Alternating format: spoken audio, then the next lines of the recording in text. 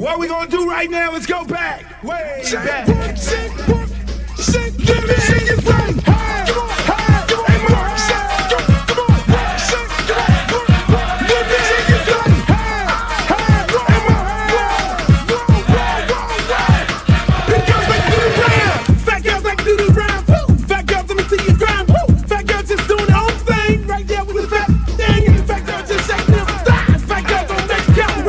Excuse me. Baby. What's up? I thought you was gonna start hanging out with the big girls again. What is all this trash? Bitch like that girl, hit the ground, hit it up, and you hear the sound. Fat girl just looking so sweet. Fat girl don't make it easy. Fat girl just shake it, don't speak. Big girl, let me see you do a thing. Let go, let me see you touch the ground. Shake it up, shake it up, back down. Drop me and get in the house. Burn it all back. Work it, work it, work it, work it, big girl, big girl, big girl, big girl, big girl, big girl, big girl, big girl, big girl, big girls like you around. Fat girl keep going, don't quit. Fat girl just move the damn hip. Fat girl get down, don't stop. Fat girl wanna see the pop. Shake it up, fat girl, shake it fast. Fat girl nigga wanna see that. Fat girl bounce like a pro. Fat girl don't know what you know. Fat girl shake till you rip through what? On the wet wet, hard part two. Look to the house, y'all know the game. Fat girl don't have no shame. Shake that back, bounce to the beat. Fat girl shake it, jiggle like me. St. Louis, back to the top. Like I like to do the rap. Work it, work it, work it, big girl, big girl, big girl, big girl, big girl, big girl, big girl, big girl, big girl, big girls like do the dance. Hey, hey, more hey. Let me hear you say, hey, more hey. Big girls like do the dance. Shake, work, shake, work, shake, work, shake, work, shake, shake, work, shake, shake, work, shake, work, shake, work, shake. To the ground, to the ground, to the ground, to the ground. Now sick of this. Now I want to show y'all a real show with the big girls. Oh, fat girl, fraud 3. Can't hang with 100% beat. Fat girl know the happen, no quit. Fat girl run like you own it. Put your hands on your hips and grip it. Not new, I'm look like it off now. Fat girl bring crew to top the climb. If not, I'ma pull the panties down. Fat girl bounce hot, stop tripping. If you do get chicken and hot bitch with a lot right, come to the night speed. I really should get the dead in the world cheese. But fat girl show the boy a shot. Let me see if you fat or not. Don't put fat girl, y'all like the damn let you out. Let me see y'all do the rap.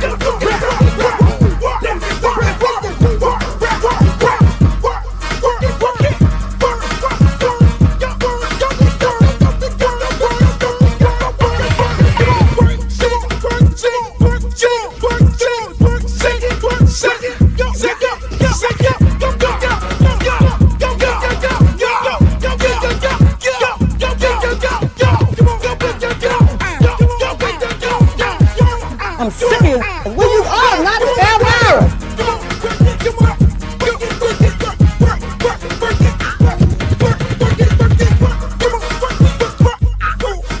Oh, not the Britney Spears. Hey, how you doing? Big girl, big girl, big girl, big girl, big girl, big girl, big girl, big girl, big girl, big girl. Oh, but I ain't the little leprechaun. Girl, your wings are so up. You look a mess. All about the big girls. What about the big girls? Big girl, work it, work it, work. Big girl, work it, work it, work. Big girl, you done suck all the fat off your ass.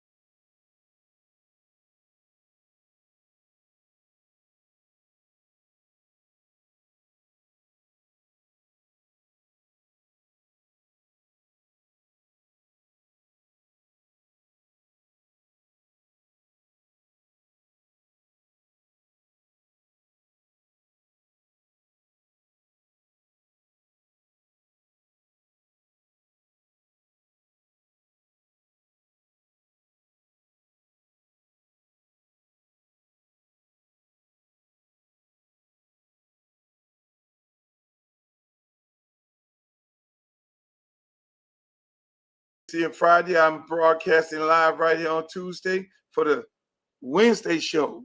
For the Wednesday show, ladies and gentlemen, I want to say this. We got a big show, another really, really big show. I hope you guys enjoyed the last show. We're located on X, Uncle Luke Real One. We're located on Instagram. I'm not simulcasting on there because it takes a little too much. But we are on Facebook, Uncle Luke fan club on Facebook, and we're also on YouTube. Shouts out to everybody over there on YouTube page, and make sure y'all check me out every other night. I'll be hanging out on Uncle Luke 305 on TikTok. But like, share, and subscribe. Hey, look, if you're looking at it on X, share and subscribe it, retweet it, share and subscribe it on YouTube. Call your friends, bring them on in. Let's have a good time. Let's have a ball. Let's do something. Let's talk about some good things. And tonight we got a whole bunch of things tonight to talk about. We got Donald Trump to talk about. Get ready to do what he's doing to every other Caribbean country over there in Colombia.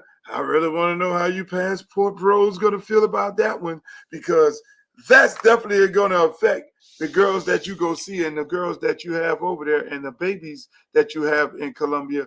And I guess y'all have to go to the DR or some other place, Passport Bros. But we'll talk about that. And also, hey, Stephen A. Smith is going at it with LeBron James now.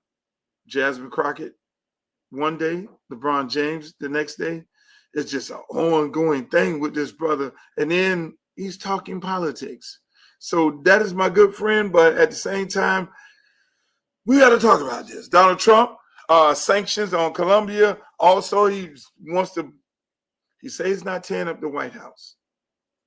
He says he's not tearing up the actual fabric of the White House, but that is not so. Still want to build a ballroom at the White House, and you do not supposed to tear down national monuments. And we're going on day whatever it is for the governmental shutdown. And I'm just so upset that all these people that have lost their jobs and people who are not getting paid and those things like that, people who work governmental jobs have been going through a whole lot. And we're going to talk a little bit about college football, fire sale. Whole shitload of coaches are getting butchered around here. And we're still suffering from the fallout of University of Miami, along with Maryland. Maryland, we're going to have my girl D on talk about Maryland. But it's just so much shit to cover. You got to be on here on Tuesday. I mean, Nicki Minaj going at Jay-Z. You got girls on here screaming why they don't have a man. Why y'all don't have a man? You know why you don't have a man? You don't cook. You don't clean. You don't you're not submissive. You complain, you whine. You're not doing the sexual things to please your man in bed. And see the thing, ladies and gentlemen, us men, we come from a woman, just like you guys do. But the chemical balance of it all is a woman have a tendency of doing what? Showing her young man how to be a man, how to be loved by a woman. No, daddy shows him how to be a man. Mom shows him how to be loved by a woman. So if you're not doing the things that a mother would normally do, like breastfeed the man, feed the man when he's hungry, buy his clothes, be there for him, take care of him even when he's right or wrong. If you're not doing all these things, if you want to be the bully when he comes home, mommy never is like, where the fuck you been? Where the fuck you been? What you been doing? What you been doing? Where the hell you been at? I can't stand this shit here. I'm looking at your social media and you got all these girls on your shit, liking your shit. Mommy was never like that. Men come from mommy. Men love mommy. Mommy teaches men how to be loved by a woman. No different than daddy teaches his ladies, his young ladies, how to be loved by a man. Daddy is never going to be, oh, what the fuck you doing? Where you been at? What you doing? How you doing? Oh, you all this insecurity and shit that men portray on women. They don't have all that. They don't have all that going on. Daddy is nice to his daughter. It's like my good friend right here who had a date the other night. She couldn't join us because she was on a little rendezvous. And maybe she'll tell us about her date. Hi, Miss D. You want to tell us about your date? I did not go on a date, first of all. Don't listen to him, y'all. I was not on a date, just so we're clear. How y'all doing? Hi, D. Hi. How are you? I tried to give you a hell of an intro to come in and be like, my date went like this. Because I wasn't on a date. And my date went like that. If I was on a date, I would have told you I was on a date. See how you do, y'all? Are you single, D? Maybe. Most of the men in the chat want to know. Men in the chat want to know. They look at you all the time and guys be texting me and all that, asking me whether you're single or not. And I've never asked you that question because I don't get into folks' affairs. Affairs. Oh my God. Is that a good word? Is that a good way to describe relationships, affairs? Personal affairs. Yeah, that's fine. That's a good term. Okay. So if you don't want to talk about your I never talk about it in a public status. If you don't want to talk about your status, well, I'm just telling all the fellas who want to text me talking about, oh, that girl on there is beautiful. Oh, that girl on there is fine. Oh, that girl on there is all that. Well, that's D Love Sports. Y'all share, and subscribe her page. That's what you do first. Support her. Come on over to D Love Sports. We're more than what was it? Come on over to D Love Sports on every platform. Exactly. Yeah. Where I don't talk about my personal life. But I love when you're on TikTok because I think you're a little more animated on TikTok. I feel like you could be like that on TikTok. You could be a little bit more free. Yeah. Yeah. So you are on what's all the platforms you're on? YouTube, Twitter, Same Instagram, show? TikTok. I have a Twitch as well. And Sports and Coffee is off the Playback TV platform. You can find that sports and the and symbol and coffee. And I'm learning how to put Sports and Coffee across all the other platforms so everybody can enjoy us in the mornings like they used to. What you guys talk about on Sports and Coffee? Sports? Yeah. Why are you acting like we don't talk about sports? We talk about sports and then there's this is for all the other people on here who don't know. Yeah, so Sports and Coffee is a morning. I know what you're talking about. Okay, it's a morning sports show. The basis is sports. We have talked about everything from the latest. Today, it was obviously focused on NBA and the games that happened last night for the NFL. And we spent a lot of time on baseball with the World Series ahead of us. So we have all those fruitful conversations. We are a close-knit group, the regulars. We fight like siblings and family, and we all love each other at the end of the day. Any given day you could get fussed out, and Luke's gotten fussed out. Yes, I did get fussed out. I was on there early on when Caitlin Clark took on the WNBA by storm, and I was like supporting Caitlin Clark, like, yo, this girl gonna get everybody paid. Shut the fuck up. Shut the fuck up. And so all the girls in the room was like, yo, you ain't been looking at WNBA. Motherfucker, you don't know nothing about WNBA and all this shit here. Them girls been putting in work. Fuck Caitlin Clark. Da, da, da, da, da. I'm like, shut up. She's going to get you paid. No different than Larry Bird. When he came into the league, him and Magic Johnson, they got everybody paid. Shut up. And then all of a sudden, now, who's getting them paid? Who was right? Luther. Luther was right once again. But she's not fighting the fight. I'm not saying she's not fighting the fight like some of the other women are. I'm not saying, I don't know what she's doing behind closed door, but you got Nafisa Collier calling out the commissioner. You got women, really standing up for their rights. So I'm not saying Caitlin's not doing anything, and I know it's not 100% her responsibility, but she's the new Jack. And what Lisa Collier said that the commissioner said about Caitlin, like Caitlin better be glad that she get to use our platform. You know, that's no, because she was offered a bunch of money to go overseas to play. She could have easily went over there and got a big old bag of money and just called it a day. She could have did that easily, but we didn't. That we weren't even scheduled to talk about Caitlin Clark. Yeah, but since we are talking about Caitlin Clark, she don't have to say anything. She brought the numbers. Her and Angel Reese.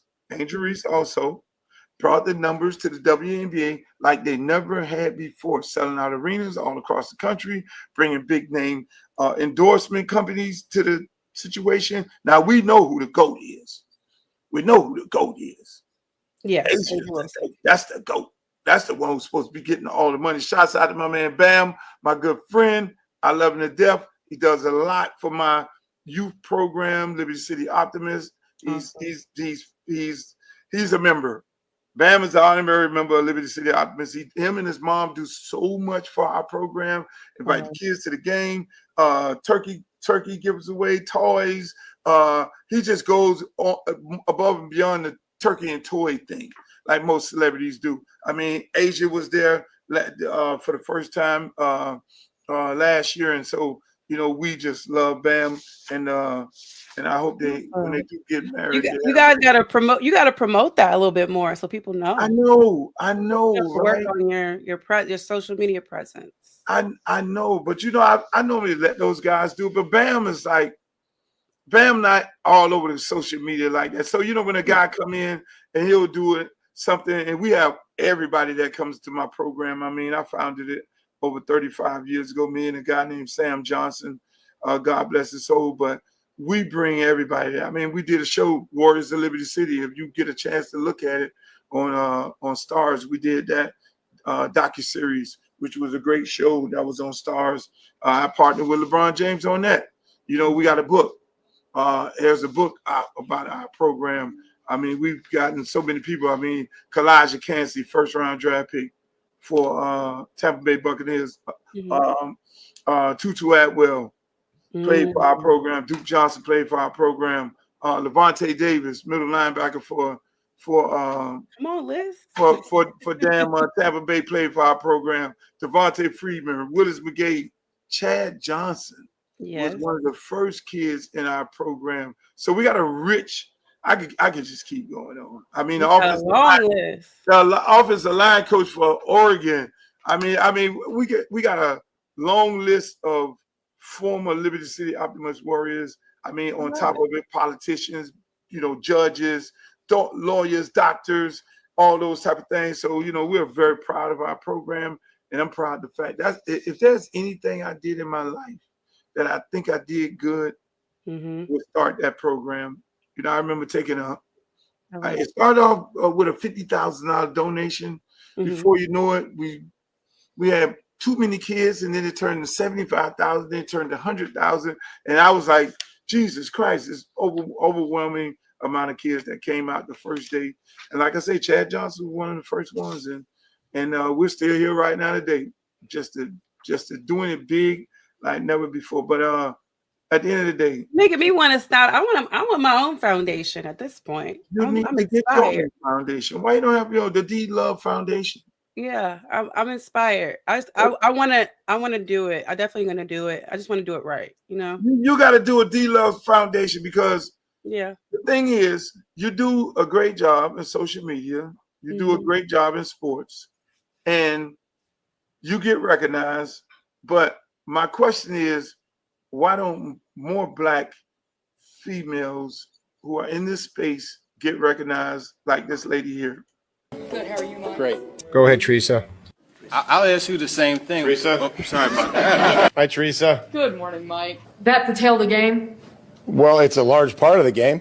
I'm Teresa Walker. I'm the state sports editor for the Associated Press in Tennessee. I've covered this franchise, the Tennessee Titans, since they first arrived in the state of Tennessee in July of 1997. It's a tough business, I think, for females, right? For women, we're breaking into this league. And again, when I got to Tennessee, just trying to get to know everybody, and then there's Teresa, and she's plugging away, and she's always right there in front and super attentive. And so I figured just out of respect to her, give her the first question and then kind of stuck. How are you, Teresa? I am good. How are you? Great. And I make sure to try to introduce myself to all the new coaches that I'm covering so that they know who I am. I'm asking objective, newsy-based questions. I love that. So I love it. I love it so much. you introduced me to that clip. Mm-hmm. Is that a one-time thing? Is that a one-time thing where head coach acknowledges a female reporter and starts off with the first question? I mean, you cover XFL, you cover the Commanders, you cover Maryland. I mean, does that ever happen with you? It has happened with me. I had that experience with Coach Loxley, and it was very, and in that moment, I was taken back but thankful that we had that moment. So there are people like Coach Loxley that probably won't get the attention that Mike Vrabel, and there's a clip that was grabbed from that when he did that, and I love that that he did that. He gave me an opportunity. He kind of stopped at the end. His was at the end of the press conference because I was like Teresa sitting in the front with my hand raised. It was my first time in that space. So although no one in the room was familiar with me, he acknowledged that I was there sitting with my hand raised and had tried to cover them at the Big Ten conference. I didn't even know that he knew that I wasn't able to get the credentials to do that. So he recognized all this and used that moment to say, hey, let me get a question from her. She's been sitting here with her hand raised. Is it tough for female reporters? Is it tough, that you guys get overlooked by the men, or is it tough to get the interviews that normally the dudes get? Is it tough if you guys be tough on them? Do guys in that space be tougher on you guys because you're tough on them?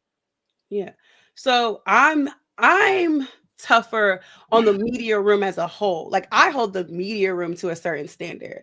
And that's just me personally, because I feel like especially I'll use Coach Loxley because I feel like he's probably the most scrutinized out of the media rooms that I'm in.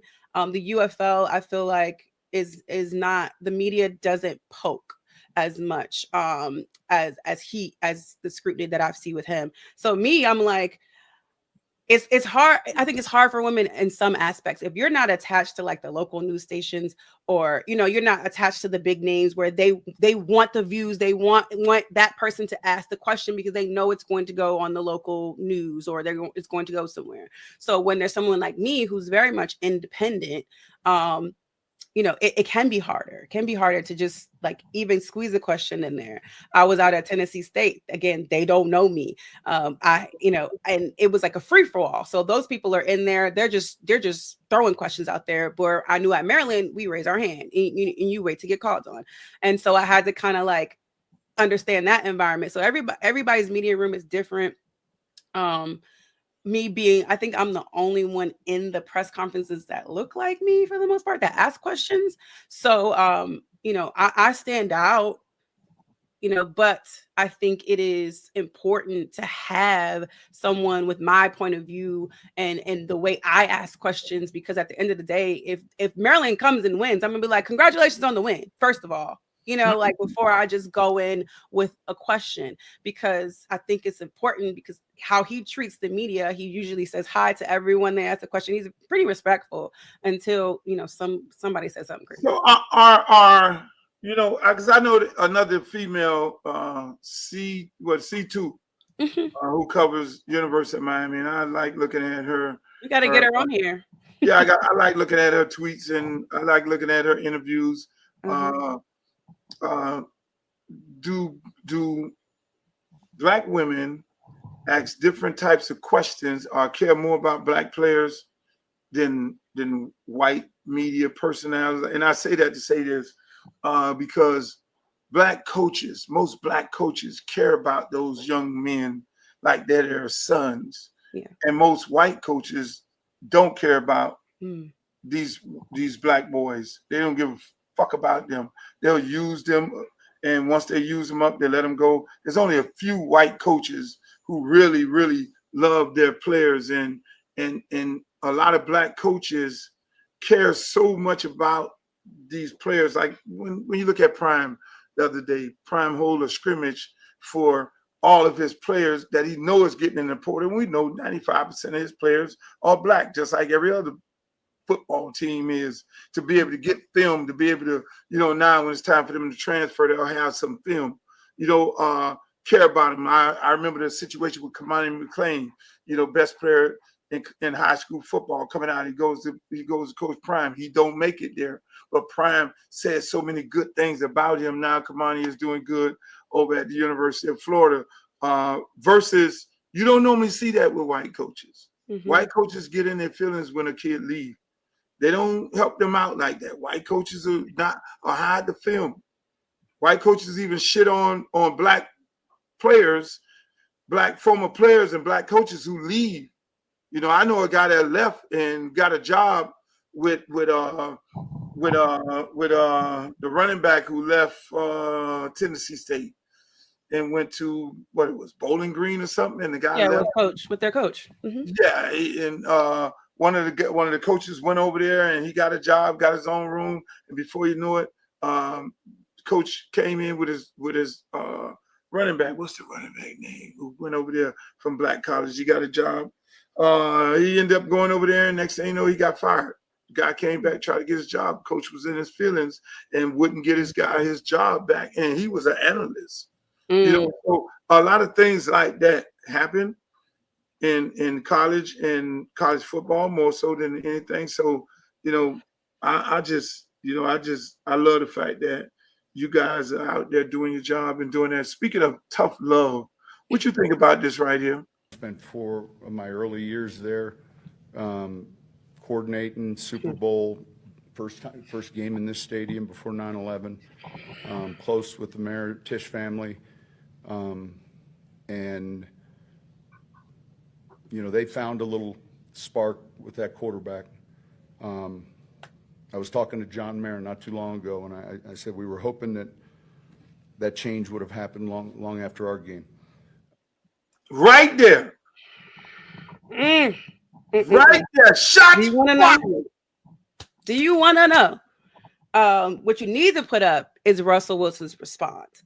And I am so happy. I am so blessed and thankful that Russell Wilson decided to get off on Exit Petty today. I am so thankful. But what I'm going to do, and I'm offering my services for the next rebuttal to hit even harder. We got to hit him where it counts the most, Russell. So please call me, get your people to reach out to me, and I will provide you with a response that is low down. And I don't even got to cuss. I don't even have to cuss. What was Russell Wilson's response to that shot? Shall we? I will read it to you because read it for the audience. Read it for the audience. I want to know. Russell said, and I quote, Russell Devontae Wilson said, classless, but not surprised.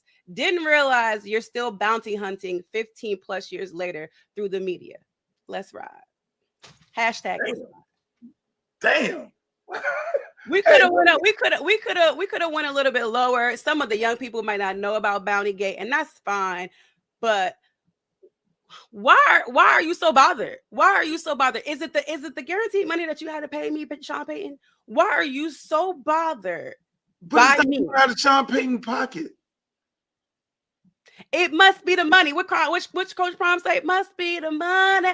I would have dragged him. I said on my post, I would have dragged him with every single gray tooth he has in his mouth. I would have dragged him. Russell, call me. I got you on the next rebuttal. But that's let me just say this. I mean, for Sean Payton to say that, he has to have some real insight for Russell Wilson. I mean, like we saw them arguing on the sideline, but we see Sean Payton arguing with all of his quarterbacks on the sideline. And even his best quarterback had a conversation the other day, and it was like, yeah, we get into it, but we know each other and all that when we were in New Orleans. But at the same time, I mean, Russell must be really rubbed him it's almost like giving me like Russell knocked down one of his girls or something. That's what it seemed like. Why are you so bothered by me after this time? All this time, you got a quarterback now. Like you happy or whatever? Like it's like you done moved like, on to your other girlfriend. Why are you still? Why are you at a podium talking about me or alluding to me? That sound like and then was bragging about, oh yeah, I talked to such and such the other day and was like, so then you talking to other people about me. Why are you so bothered, Sean? And you hating. Sean is hating. Move like, on, Sean. Well, I wish y'all would put the sorry ass quarterback out there and they ain't make the change right now. Exactly. That sorry as fuck. It's low key. It ain't shade. It's low key hating. It's disrespect. It's all that. It's like disrespect. you need to get rid of that sorry motherfucker there. Why is it that bad? Have you ever seen it this toxic? Where a former coach of a player now he's left and went on another team. It's Sean Payton. Like, why do you think Sean Payton is above good? Is at the level of goodness?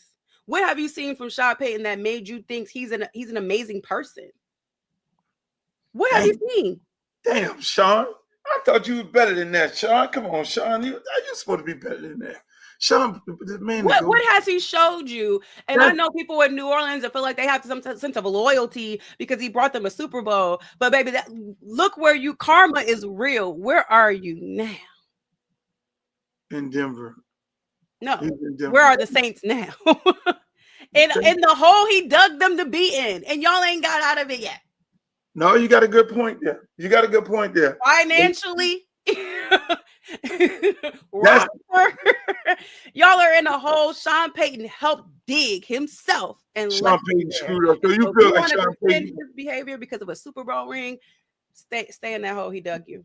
Speaking of behavior, check this guy out right here. LeBron, I don't like his not a little bit. You do not understand the links this man would go to. This dates back more than a decade. I believe he's one way publicly, he's another way privately. You know, he might not be interviewed and he might not be quoted, but the things he says and the things he has said to people, it's gotten back to me. The things that he's tried to do, if it were up to him, I wouldn't be where I am today. It's some low. The day that he rolled up on me courtside, it was the day my contract was announced, that I had stayed with ESPN. Go back and look at the camera angles. I arrived there in the first quarter. He rolled up on me in the third quarter. This is 2025. We got technology everywhere. TNT is a nationally televised game. How is it we got one angle and the only angle you see was of him and his face, but you see the back of my peanut head? I know this, but I know a thing or two about camera angles. I determine them half the time. Yep. Do this angle, do this angle, do that angle. This is my business. I'll ask you straight up. Do you think you felt set up in that moment? Damn right. Damn right I did. You thought he had somebody out there too. Damn right that did. Okay. Damn right. That's how I feel. Okay. But no big deal. No problem. Because I go on the air the next day and I'm like, that's a dad reacting to his son. Happens on a Thursday. That's a Friday. That's Saturday. Richard Jefferson is doing the game in Boston. He's still mic'd. He's working for ESPN. And we see LeBron say to him, yo, man, when he said, as a father, I had it. So I'm thinking, oh, that's not about Bronny. That's about you. Okay, let's talk about you as a father from this perspective. Oh, he ends up getting drafted by the Los Angeles Lakers.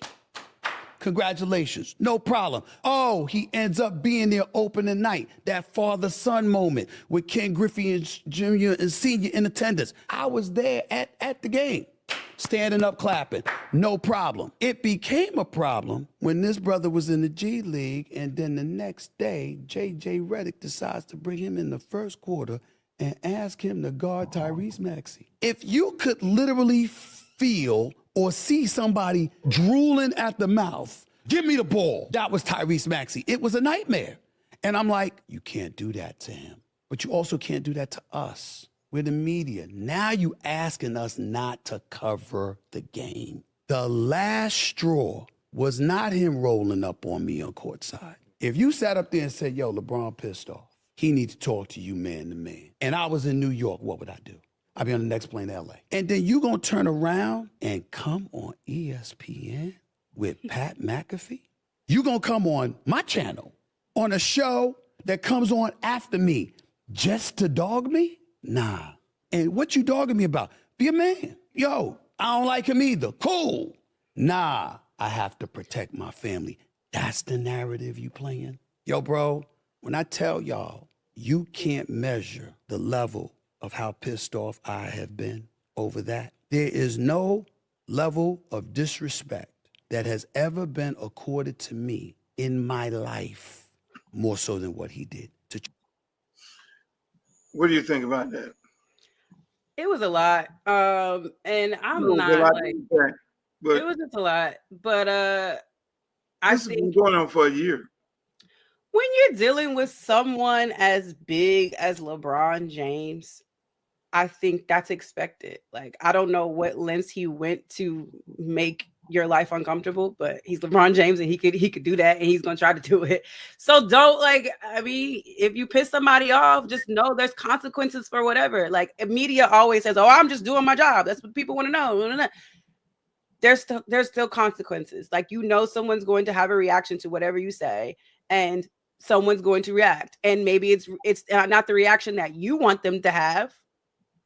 Just like it's not the reaction they want you to have on camera. So his reaction is, let me go behind the scenes and try to make life difficult for you because I'm tired of what you're doing on camera. I'm tired of the way that you do your job.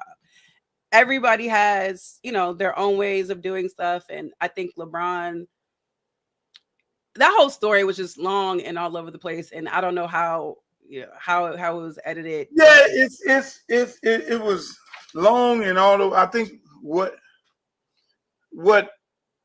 Stephen A. was trying to do was explain to how did we get here, and why we here, and the things that happened before to get them to back having a conversation about this. I mean, obviously it was on these brothers' podcast, but shout out to Carmelo because he looked very uncomfortable. Like, yeah, I just think it's you know what, for me, I just hate to see these brothers consistently arguing online.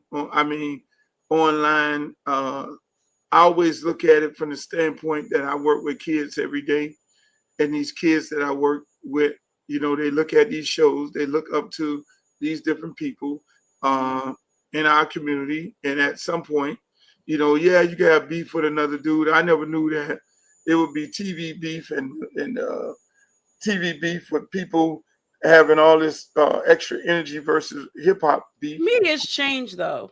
Yeah, it's media has changed. It's changed. Like, it's really about those. Why is it so hot takes, right? They want the hot takes. They want the thing that's going to grab you because they don't have you long, right? You're not getting your information from a newspaper anymore. You're getting it quickly on Twitter. You like, a lot of people don't even watch it. So you have these podcasts and you have these clips where you can just be yourself and say your feelings versus the fact. Right. And Stephen A., yes, he is a journalist, but he is a personality too, a huge personality. So the way he says and delivers things, he comes off aggressive. He just has like the New York thing. It's aggressive, it's loud, it's obnoxious, and you after a while get tired of it. Like, I don't know anyone that can sit there and listen to Stephen A. every single day and not like get annoyed at some point. And that's just the nature of the beast. I know that's your friend, but I'm just saying. Is Stephen A. the new nigga you love to hate? I think it's easy.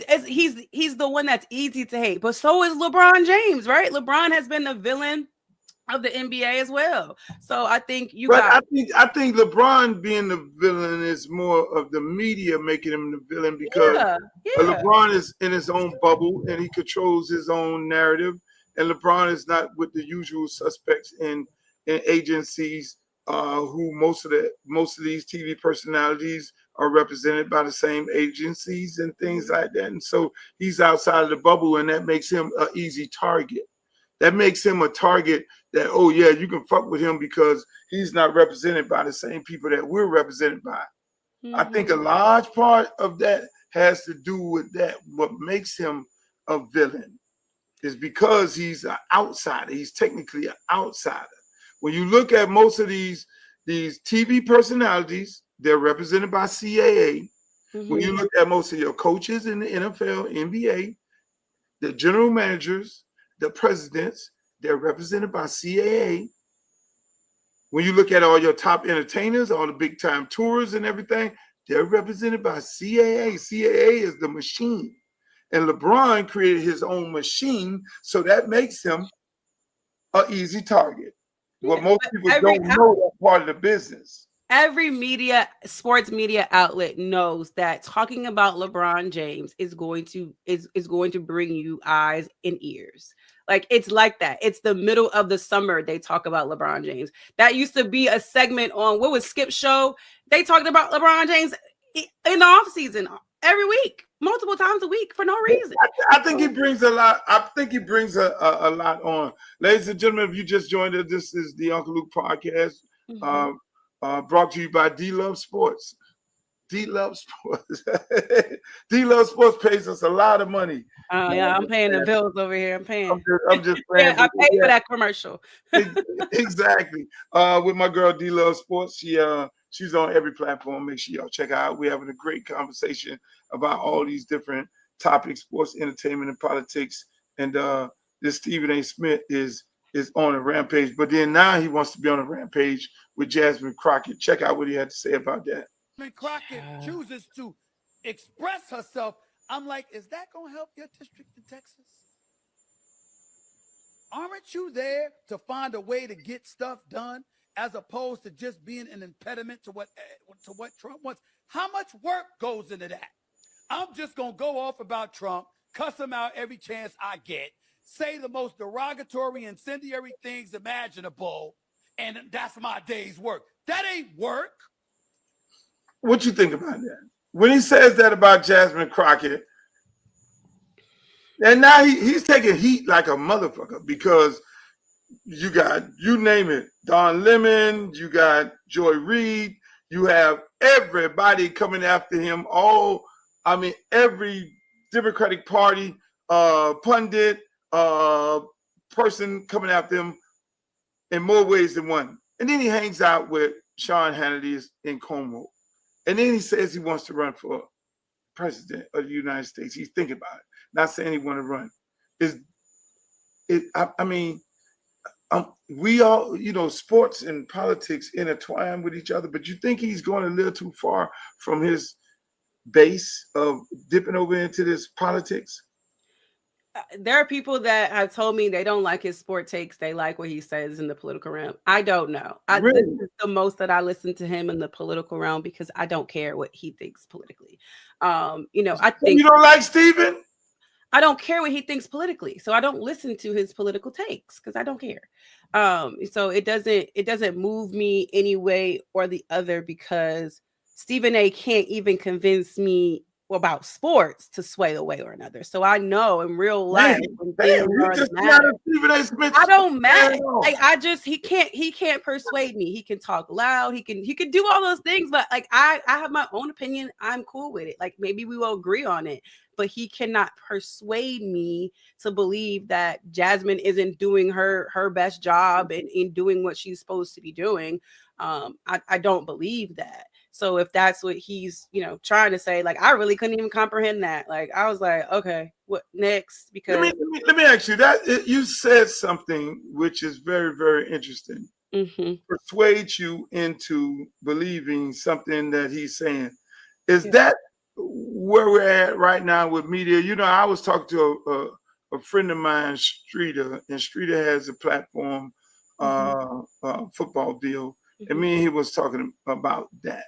A lot of people have a tendency of moving in a way that if I say it's a duck, you're supposed to believe it's a duck, and when it's really a rooster. But I'm saying it's a duck, and you're supposed to believe that it's a duck, and I'm gonna get in my feelings if you don't say it's a duck when you know it's a rooster. Is that the way media is going about business right now? And those are the guys that are getting paid. Are those the guys who are getting paid? I think it's like a culture of amongst us as people. And that's one of the reasons why I kind of like left the fandom stuff, right? Because it's like politics, right? You walk into the room, you walk into a sports bar, what they gonna say? Who's your team? Who's your team? Like, or who's your political affiliation? And as soon as you tell them, they've already set to judge you and are ready to tell you why your team's not good enough, your political party's not good enough, and how you need to pick another side. Or like it's so combative and instantly judged, and you're wrong because of your choice. And I don't need anyone to persuade me. I don't need to be persuaded. You can have an opinion, but having your own opinion and me having mine means we have to argue. Like, it doesn't necessarily mean that. Like, I hear what you're saying. It is not going to change what I think. Yeah, I mean, and it's crazy. It's crazy because I was sitting there over the weekend. I was looking at this dude on Locked On Sports. He covers the University of Miami. Locked On Sports, and Carson Beck clearly threw his receivers under the bus.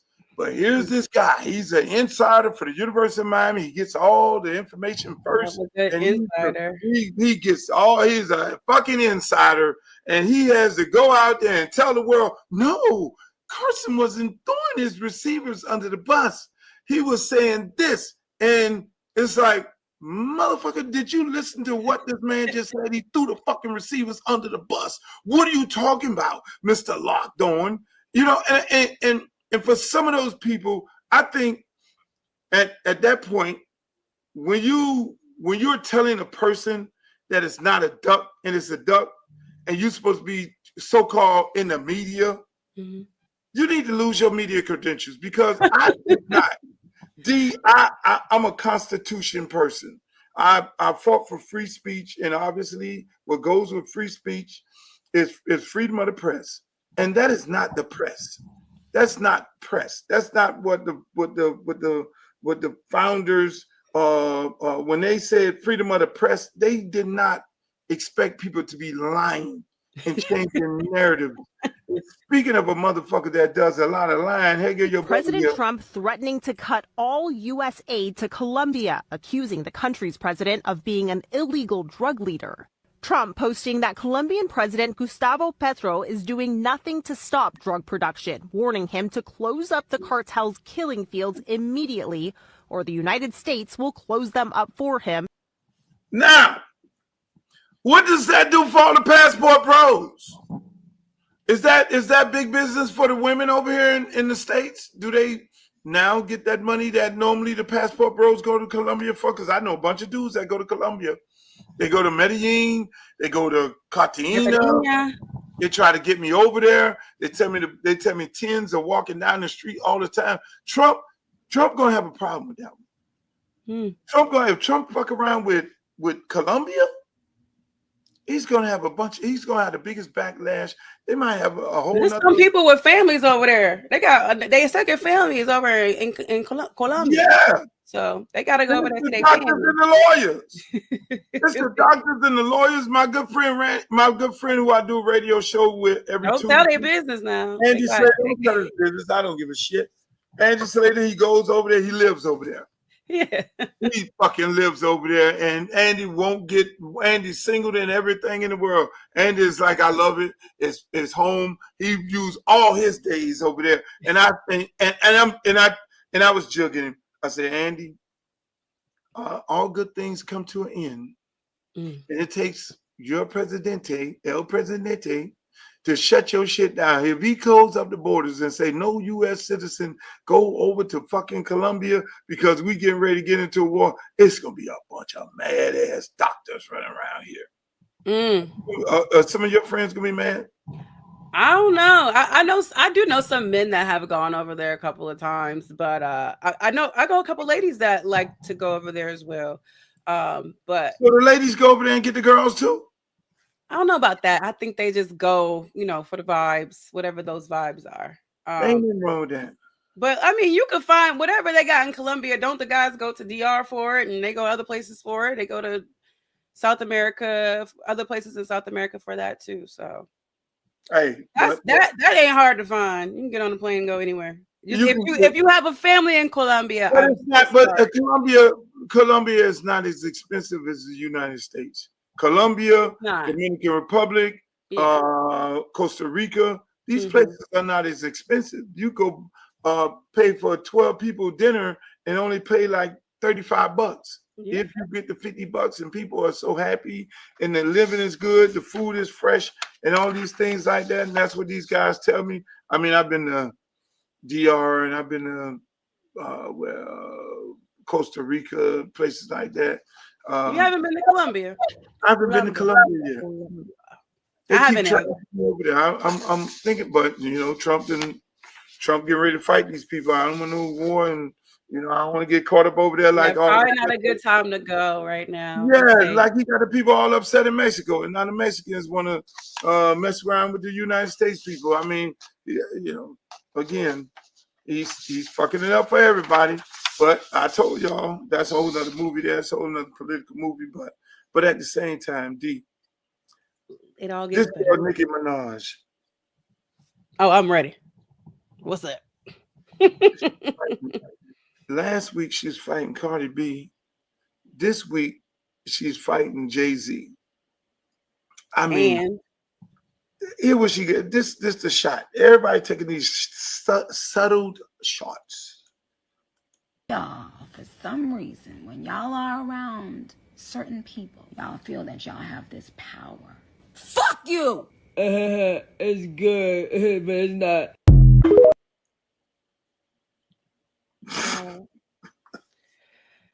I'm not gonna laugh because there's something wrong. There's something wrong. And I don't know if you saw Gucci Mane was recently on the Breakfast Club and they talked about him, I believe it's schizophrenia, him dealing with that. Mm-hmm. And she was talking about how his wife Nicki was saying his wife wants to be her so bad. Like she wants to be me so bad. And it just, them talking about having a mental health situation on the Breakfast Club and her lashing out like that just made me think, are you good? Like, do you have, are you having, a moment, a manic episode, I should say? Do you need help? Because I am concerned. I think a large part of it has to do with she thinks, and this, I don't know, allegedly thinks that Jay-Z shut her tour down and canceled her album. And so I don't know how that happened, whether she's on Rock Nation or Rockefeller, how she's not on. She's signed with Young Money or Cash Money or whatever. So, I know, again, like I say, we know Jay is hooked up with Live Nation. They own and control all the venues. Mm-hmm. So you kind of know who you need to be fucking with if you're expecting to go and perform in these venues and go on these tours and and get played on radio, because these people are intertwined with radio, all parts of entertainment. So for Nicki to jump out there, it's no different than Kanye West. It's no different than when they push Kanye West out of the room, whatever room he was in, you get pushed out, then you go rogue, you start talking shit about everybody, about the people who were in the room with you. When you were in the room, it was okay. But then when you get kicked out the room, then you want to spray everybody and talk all kind of shit. And then they use your shit talking and your crash out on the Breakfast Club and every other club that have a conversation. And that's the thing about the entertainment industry. People don't realize a lot of times people sell their soul. Mm-hmm. They sell their soul, and when it's all gravy and they're on top of the world, you see your celebrities on the front row of the award show. You see them getting awards. All that's planned. Yes. They'll get an award. When you see them perform at the Super Bowl, all that's planned, because that's planned to set them up to then go on tour. That's planned by either the management or the people who represent you. That's planned for them to be able to reap benefits off of you. And so bottom line, you're not bigger than the machine. That's what you need to. That's the machine at work. I can have the biggest record right now. I could put out the biggest record selling millions and millions of copies right now.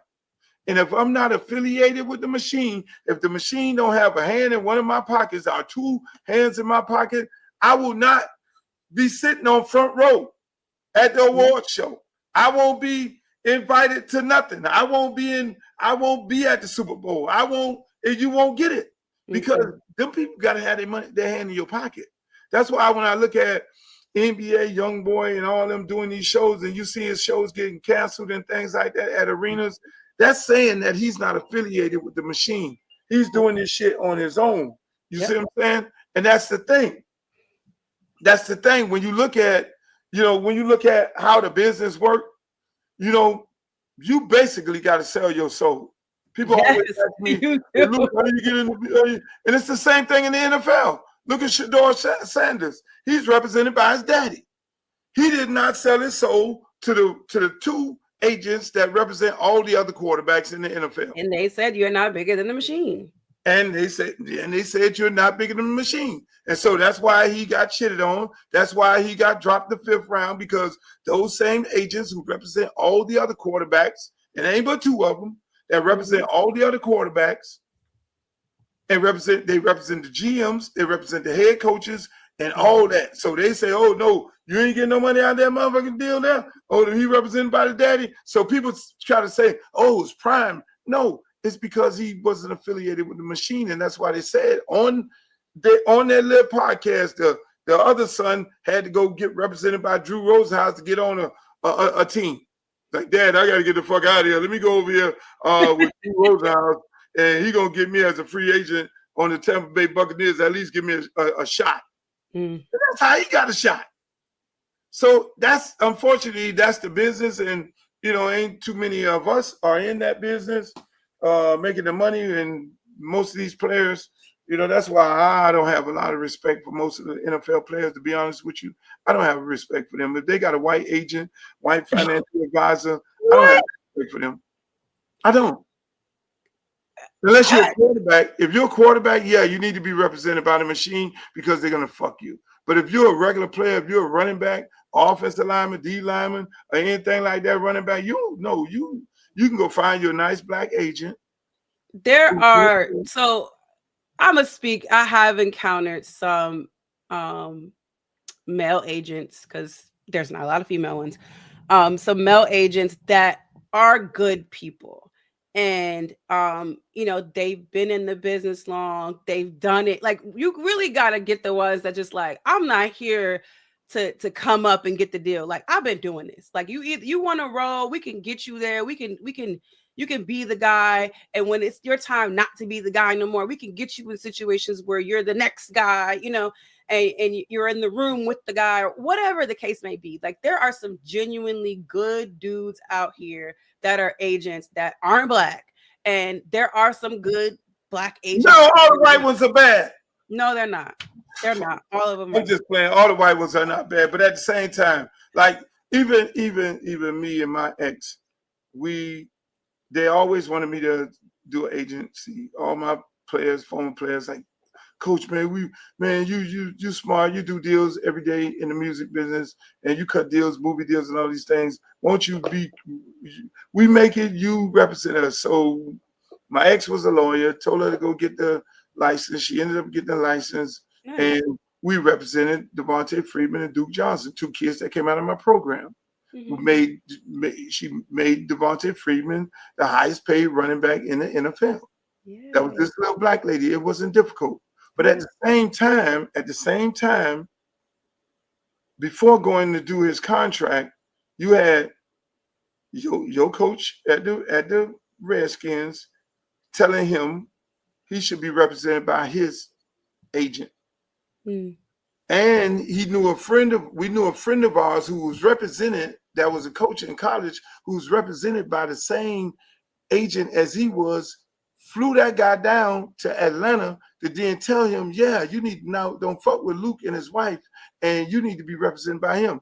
Then you had the general manager say, oh, you need to be represented by my agent, because when it's time to renegotiate your contract, you can get more money. Then you had the president saying, you need to be represented by my agent, which was the same agent, you're going to get more money.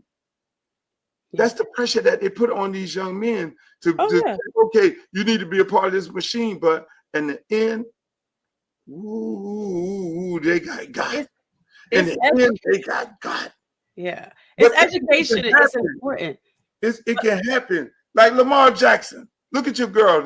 Look at your quarterback. His mom represents him, right? I'm telling you, they need more Black women in the industry. These big ticket agencies, these big names, you need a Black woman. And I was talking to an agent about this, and he was just like, "This is a good avenue for you because these players will be more trusting and more open, and their parents, their family, if there's someone like you that even appears nurturing, because there's that element that a man can't bring, a brain can't bring to the table, and a man, they just can't. And for me, like, I feel like a Black woman would care a lot more. Absolutely. Because I'm just thinking from my mindset of how I care about them, even when they're on the podium in a press conference, how I want them to come off and be presented, and how I want the world to perceive them. So if I'm your agent, like, you're my child, you're mine, and I have to make sure you get what you're worth in this time frame or whatever it is, and we're gonna get the best deal for you. And that's why I love to see, like quarterback from the Redskins, his mom's so involved. I love to see Lamar Jackson mom so involved. People always got that picture of Lamar and his mom sleeping on each other's shoulder at the draft. When he was the last person picked in the first round because he wasn't a part of the machine. And look at him now.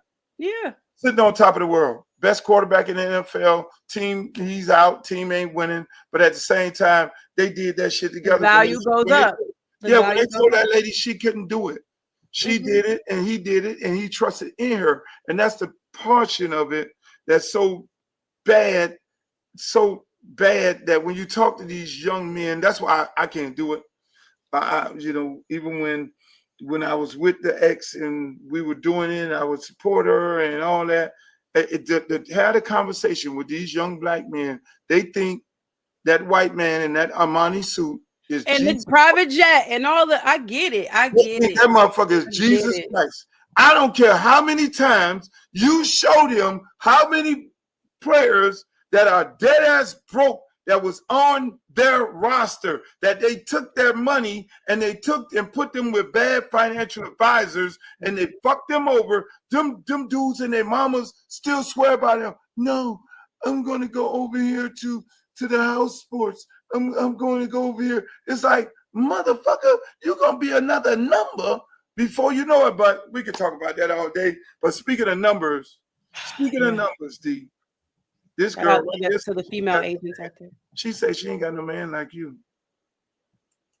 Fucking way. I look like this. Like, just chilling in my car. Like, I just look like this. Off the wake up, like no makeup, just a little lash and lip gloss and a little filter. And I'm single? It don't make sense. But it's okay. I'm fucking crazy. It don't make sense. She told you she's crazy. Like, what are you talking about? It makes sense. She said she's crazy. Ruby says she's single. Why are all you beautiful women single? What's the problem? I also think that people think it's a problem with being single. There is not a problem with being single, actually. But I understand the desire to want a partner and all those things. But if some of y'all need to be single because you're not even ready for a partner. Well, hold on. Time out. Who are y'all? The women? Some of y'all. I'm talking about the people, the general population of single people, men and women. I'm not. But why is Ruby is clearly one of the men? She's showing. She's also just. Did she not just say she was crazy? I ain't got no makeup on. Why the fuck am I single? Ruby is wanting to know why she's not single. Why she's single? She just said she was crazy. She said that, right? Did I not hear her say she was crazy? See, that's y'all problem. Y'all get into the hair, the makeup, the body, and the women just led with "I am crazy," but you was still you. That's like going. That's like grabbing the grocery off the shelf. It's expired. It's spoiled. But you know what? No, I really want this.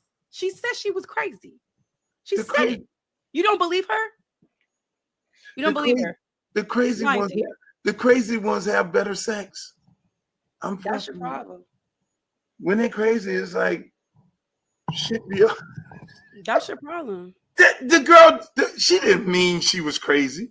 See, she didn't mean that's that. She was like, and then you mad when she take advantage and she destroyed your car, you this, you that, stole this and that from you. Ruby wouldn't do that.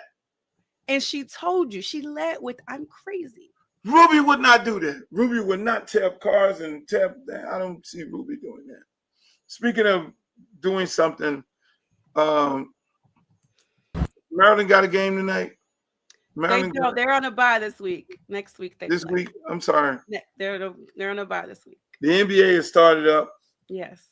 Who you got going to the championship? Today is the first day, ladies and gentlemen, for the NBA, and it didn't crunk up. I know I don't look at the NBA until NFL football season's over. It's a ritual for me, but I would like take a peek at it. Yeah. But who you got in the finals this year? I think OKC lost tonight. So, but it's so early. Like nothing matters right now in the NBA. It is too soon. I know, right? So it's hard. Like we need to have this conversation later. But I think OKC could definitely be a contender to run it back. Golden State looks different, so I have to see what they look like. It's just too early. I have to see. They have to play. They have to have chemistry. I got to see what works and what doesn't work for these teams. The Lakers, it's Luka's team now, so we'll see how he does, how he can play throughout the season. I don't know. I'll say OKC could still get there. The East is all messed up because you got Halliburton injured, he's gone. Jason Tatum, he's gone. The Cavs haven't proved they can do anything in the playoffs to make you believe they are a contender for the championship. So, I'm looking forward to seeing young teams like Orlando to see if they can get over the hump in the playoffs. I hate to, I love watching the Wizards play. They're so young. They are so fun to watch. To me, everybody talks about because they're losing, but I love watching that young group of guys over there at the Wizards. So maybe they can beat the expectation of the amount of games that they're supposed to win. Because they're so young. I mean, some of them can't even buy a drink. They're so young. Most of them can't even buy a drink. I know, right? It's babies. It's amazing. So, dudes got them little babies. Up for grabs. Hopefully, the Knicks can. This is be the next year to conquer it all. But maybe Philly steps up. I don't know. Is Embiid playing? Have no idea. Couldn't tell you. Yeah. It's gonna be that's a long season. It's long. Just like I said, I don't even get into it. I don't get myself worked up.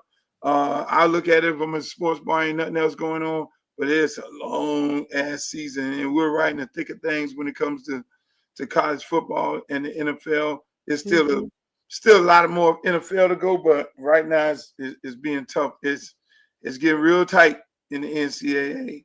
How your Maryland team gonna finish? I mean, do they have a shot to go to the championship game in their conference, or not? Are they done? I think this young team is not there yet. Like if they figure out how to finish games, yes, but they have to finish the games. They have so much talent though. Like I hope people are really watching and really enjoying what they're seeing from them, because if they can it's got that fourth quarter, all that talent, it just has to maneuver its way to the zeros on the clock. And each week, regardless of what they're saying or what they're seeing, they are making improvements in the fourth quarter. So I didn't see the whole tape of their last game, but they scored points in the fourth quarter. They had a drive at the last minute and got in the end zone. That is something they hadn't done for the 2 games prior. It was an improvement. So I take those small wins in a game. I know it doesn't work for the media. They don't like those things. It's like, you lost, so pack it up. Why can't Loxley win in the fourth? Why is he always losing in the fourth quarter? Again, this is a young freaking team, and they have put together some really, really tough quarters 1 through 3. And now they're working through how to put together that tough fourth quarter. Right. So your team is Maryland. My team is University of Miami. I think we got a lot of things we need to work out from the offensive side of the ball. We got to get more creative. You know, everybody in America is looking for where's JoJo? It's free JoJo, free Ray Ray. Where's these guys? Where are these guys who've been here? Where are these guys? I mean, it's getting so bad where they're trying to people are questioning the coach. Like, you got these other guys that came from BYU, the school where you can't even have a girlfriend, starting over these guys. Where are our guys from South Florida? The bottom line, South Florida is very, very upset with the University of Miami right now. There's not a high school coach that I do not know that is having a real serious problem with Mario Cristobal and the University of Miami with the treatment of the players that are from here. They are not even getting the opportunity. They were slated as one guy, the best receiver, the other guy, the starting receiver, all the way up until the first game. And for these guys not to get a rep, that is not football. For these guys to be not even playing and us not even rotating receivers in that department, it is bad. It's bad for business. I know what they're gonna do is try and figure out a way of putting them guys in the game, but like they did with two. But at the same time, you know, for JoJo Trader, that's who Lamar was saying. Where's JoJo? Yeah, where's JoJo Trader? University of Miami got. This is what they said. The head coach said, everybody was like, well, why didn't you go after Jeremiah Smith? Why did Jeremiah Smith get out of here? And he said, I went after JoJo Trader because I thought JoJo Trader's skill set and everything that JoJo Trader brought to the game was a lot better than the best player in the world. So now, here we are now, fast forward to now, this kid ain't got on the field.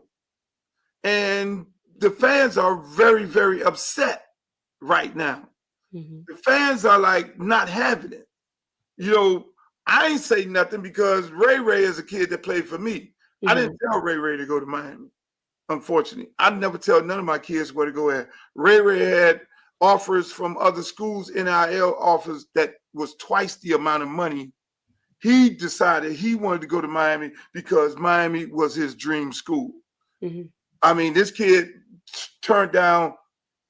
This kid has lost a lot of money. I would just say not to put his business out in the street because of the love that he had for Miami. He has not gotten on the field also. You know what I'm saying? And you normally, and you first guy in, last guy leave, all these good things. You can go on Twitter and find all the clips from the head coach talking about how great this kid is, 4.2 GPA, does all the right things, but never get an opportunity to play in a football game. And so I'm saying this to University of Miami fans. Mario, and this is his first year? Sorry. No, this is his second year. Second year, okay. This is second year. Third year. It might be his third year. Has not touched 4.2. Now, Gaddis was the one who recruited him, obviously. This kid is the real deal. He can play running back. He can play fucking receiver. I mean, these kids did not come there. He was originally committed to Clemson. If you've been at Clemson right now, I think Clemson would have won a lot more games with the quarterback that they have because we know Dabo Swinney ain't going to throw. He's going to develop his players, and he ain't going to go replace them with portal guys from out of town. And that's what we have a tendency of doing with our receivers. We got two guys from out of town. Where they from? They from everywhere. One from BYU, one from somewhere else, and they're replacing these guys. And so, did they win the job? How did they win the job? They wasn't a starter after the spring. They wasn't a starter after the fall. You know what I'm saying? So all of a sudden they got thrown up under the bus. But it's a pattern because the number one receiver at Alabama, he was at University of Miami. Why did he leave? The same reason that these guys may possibly leave. The number one receiver at Georgia, he was at the University of Miami. Why did he leave? Because of the same reason that they're doing these same guys, because these are guys who originated from there, who came there first quarter. But then they brought somebody else in to replace them. Not football is a competition sport. Yeah. You compete, but then at the end of the day, if I'm close second, I get an opportunity to go on the field.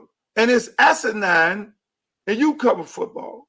Have you I have seen, questions. I have questions to ask, honestly. Like, have you ever seen, D, my question to you, have you ever seen a receivers, a whole group, play the entire game and never come out the game?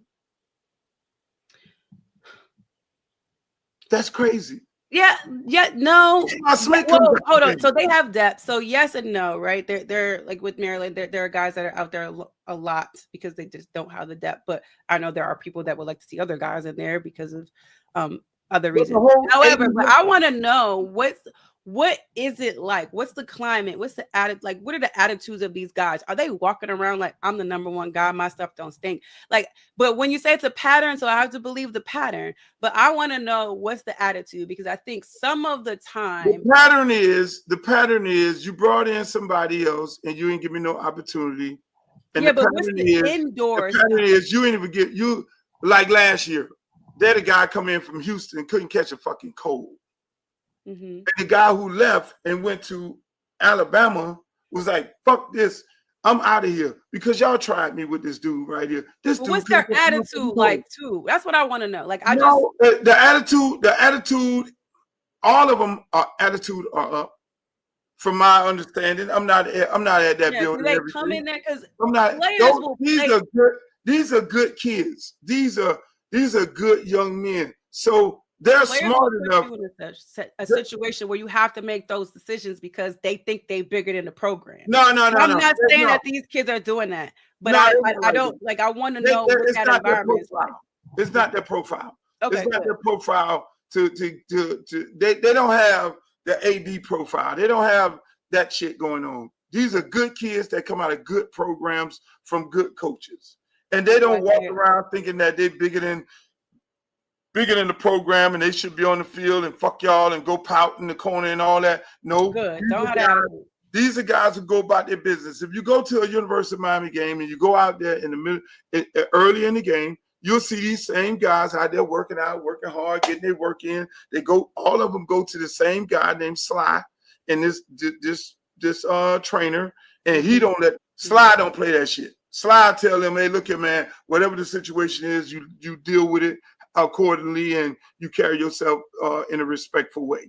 And that's the thing. So it's just amazing. But we got football. Hopefully we'll get on here at the end of the week so I can get you. Maybe one day we'll go to a game. Yeah, we'll go to the game. Me and you. All your friends are gonna be upset because no one's gonna be upset. They're already asking you why you hang out with me. No one's gonna be upset. We're gonna go. We've been at games together before. No one cares. Well, all your friends care, so I mean, I don't want to get you in trouble or anything like that. Hanging out with Luke, because I mean, hey, look, we got to go. This is the game we got to go to. This is the game we got to go to.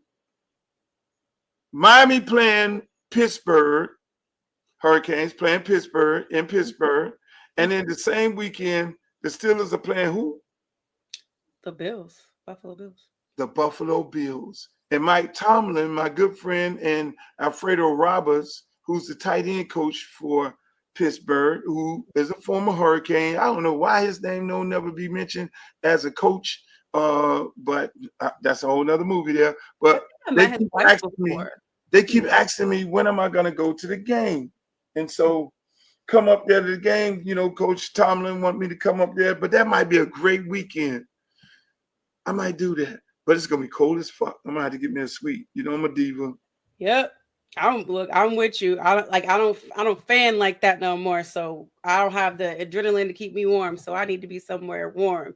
But yeah, let me know if you for real, because Luke he gonna be like, I got a show, and it won't be where he said he was gonna be. Take that off so you can see better. Stop. Don't do that. Don't do that to me. No, Luke will be there. I'm with it. And if not, if you for somehow renege on this, I will be in Detroit watching my Terps. So don't make me miss out on my Terps for no reason. Detroit is That is, I love Detroit. Detroit's my They favorite. are playing at Ford Field. Detroit is my favorite city. But thank you all. Thank you, D, for joining me tonight. And hopefully Thanks for having me. At the end of the week. But D loves sports. Make sure y'all check her out. That's a beautiful thing. Hey, let me say this, man. It was a beautiful night. I'm gonna get off of this thing here, man, and go try to catch the last part of some of these early football games this week. But you gotta love it. We had a great time. Make sure y'all check out D Love Sports on her different platforms. She has all kind of sports programs and everything like that. You'll catch up with that and join her family, join her crew of people. There's some great people on there. And make sure y'all check me out. Please follow me on Instagram, Uncle Luke Real One, Twitter, Uncle Luke Real One, so-called X, and also my fan club page on Facebook. I know a lot of you guys are joining me from there. And then also, I didn't know y'all could comment on X. I'm seeing X comments right now. That's great. And also make sure y'all check me out on YouTube. YouTube, my girl Glow is on YouTube. Follow me on YouTube. Like, share, and subscribe. Yo, this broadcast will be rebroadcast all day tomorrow, and then we'll be back on Friday for another fun Uncle Luke show. And later on this week, I'm gonna have a big announcement of where we're taking this podcast at, because it's a lot of beautiful things happening right now on with us and what we're doing. And again, like I always say, hey, all news is good news, and let the good news be yours. Peace. I love y'all. Pull out the stick, come shoot that. Booty poke out like a book bag. Booty poke out like a book bag. Pull over ass too fast. Come we should go bring that Uncle Luke back.